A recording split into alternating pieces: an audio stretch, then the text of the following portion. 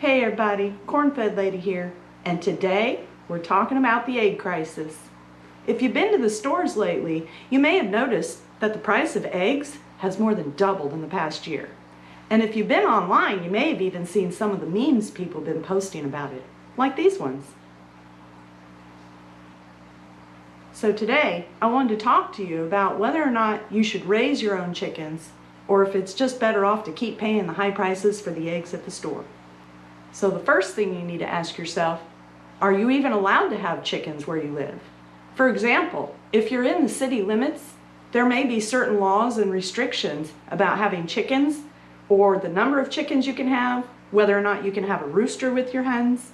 So make sure you look into your local laws and regulations first. And the second thing that you need to consider is the timing. For example, if you buy a baby chick at your local farm store, it may take up to 4 or 5 months before she starts laying eggs for you. And the third thing you need to consider is the cost of having chickens and raising them on your property.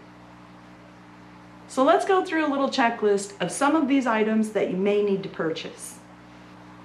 Well, obviously, you're going to need some housing for your chickens. Whether that means you buy a pre-constructed chicken coop or build one of your own, you're still going to need some place for them to stay. You'll also need to buy things like feeders and waterers and heat lamps. And don't forget the most expensive investment in raising your own chickens, feed. And of course, the cost of this is also going up right now, which is also part of the reason why the cost of your eggs at the store are going up. And the fourth thing that you need to consider is time. And by that I mean spare time. Chickens take a little bit of attention.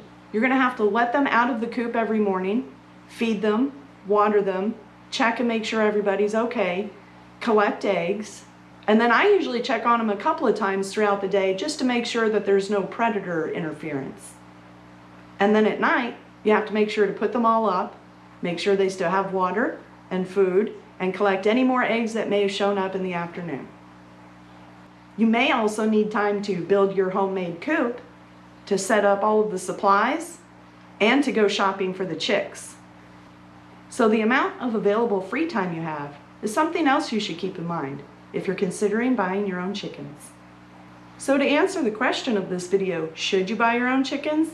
I would say in the short term, it's probably not going to be very financially beneficial for you because of all of the upfront costs and investments.